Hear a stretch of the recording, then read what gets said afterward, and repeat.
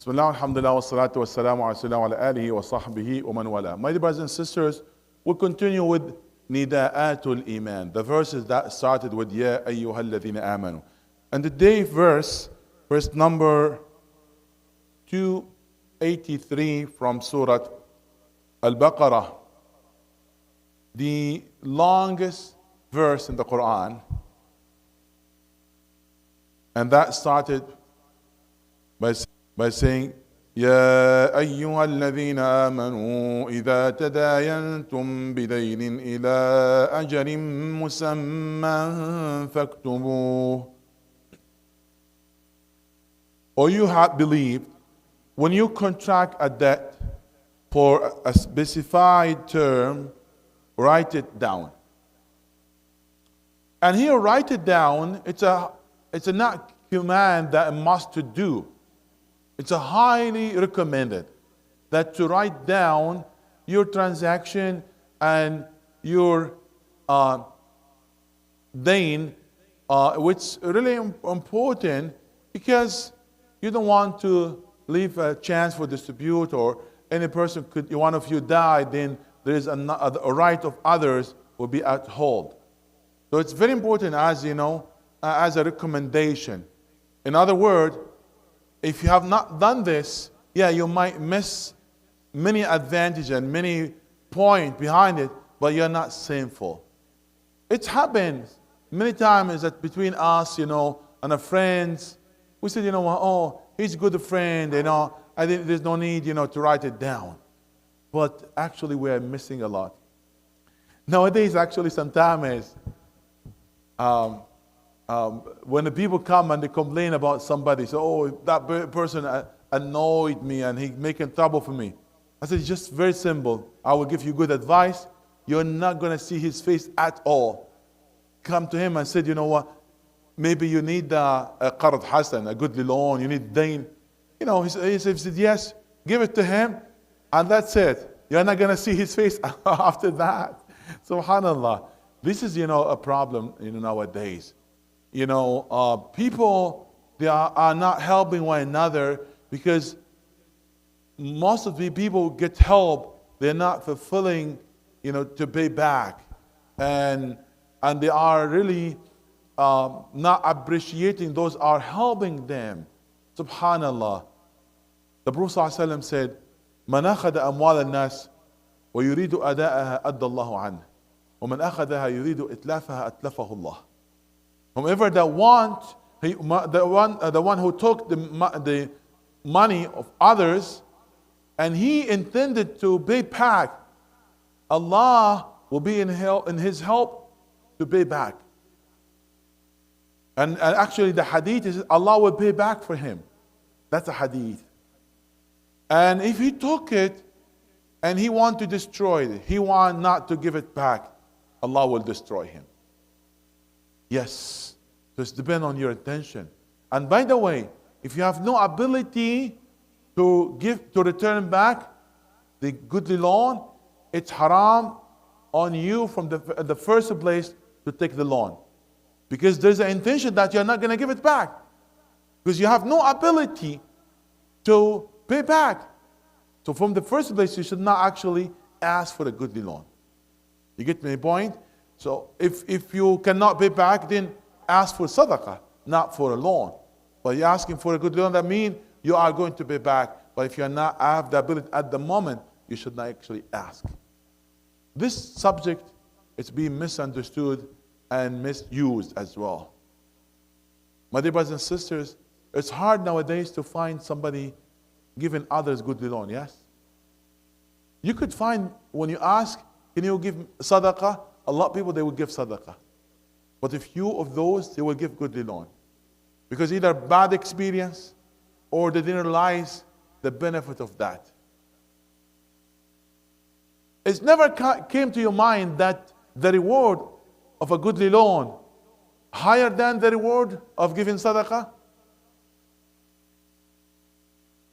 Do you know that? Huh? Okay, listen to this hadith narrated in Muslim Imam Ahmad ibn Hanbal, and many of the scholars, they said that has acceptable narration. The Prophet ﷺ said, "Man andara mu'siran كان له بكل يوم كان له بكل يوم صدقة ومن أنظره بعد حله كان له مثله في كل يوم صدقة.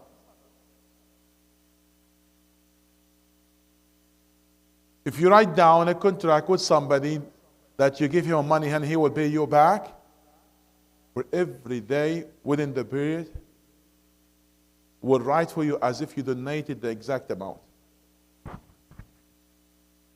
And if you postponed it for him because he has no ability to pay back, for every extra day as if you donated a double amount. And at the end of the period, your money will come back to you, and look at the reward that you gain. Way better than sadaqah. Way better than sadaqah, how it's really important. So we should really think of that and do it in the right way. And one of the ways that we should write it down. One of the right ways that we should write it down. As the ayah, the longest ayah in the Quran, explain all of these circumstances. So we should write it down for many reasons. يا أيها الذين آمنوا إذا تدينتم بدين إلى أجل مسمى فاكتبوه. And the Prophet he encouraged for that. من أسلف فليسلف بقدر معلوم إلى أجل معلوم. Or if you give a goodly loan, you should set a time, for a certain period of time. Do not just leave it, open. And the ayah said there are wisdom behind that. Many ties, it could be strengthened or it could be broken because of this. So let's do it in the right way. When you want to help others, do it with ethical way and with the Islamic way, in both sides, for your benefit and benefit of others. I have met many people, they don't want actually to give help to any other ones because they have a very bad experience with other people. Some people, they say, أحمق من يعطي ماله وأكثر منه حمقا الذي يرجعه. You see how people are saying, they say he's foolish the one he gives his money. And the other one is more worse than the one he would return it. How come? No. It's a sign of Iman when you be in the help of others. One time, Abu Dahdah heard one verse when the Prophet recited, من ذا الذي يقرض الله قرضا حسنا فيضاعفه له وله أجر كريم. If you lend Allah a goodly loan, Allah will multiply that for you and with abundance. فيضاعفه له أضعافا كثيرة.